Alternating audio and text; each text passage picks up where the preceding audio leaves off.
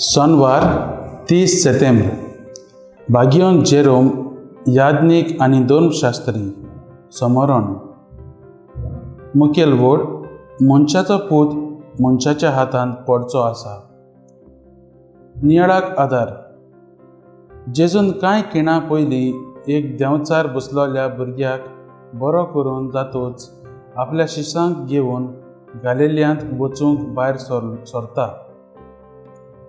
मनशाचो पूत मनशाच्या हातांत पडचो आसा अशें जेजून आपल्या शिश्यांक म्हणलें.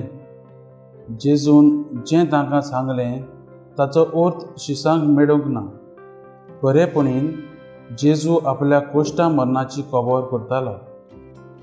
जेजूच्या शिश्यांक जेजू आपल्या सांगाताक सदांकाल आसा अशें दिसतालें.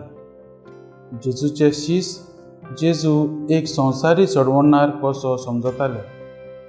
रमकाराच्या गुलामपणांतली सुटका दितलो अशें तांकां दिसतालें. पूण जेजूचें राज संवसारांतलें न्हय आसलें.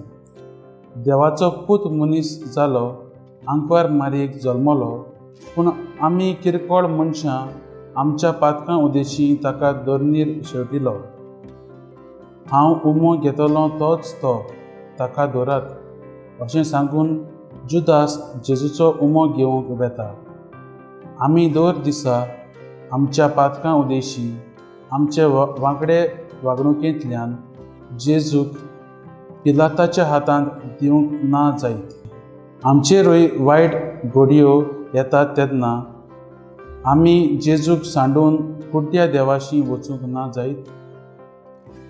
जेजू विरेत आमकां दुसरो सोडवणार ना. आपल्या बापाची खुशी करूंक आनी आमकां सोडवून जोडून दिवच्याक मनशाचो पूत मनशाच्या हातांत पडलो. हें सोत ओळखून घेवया.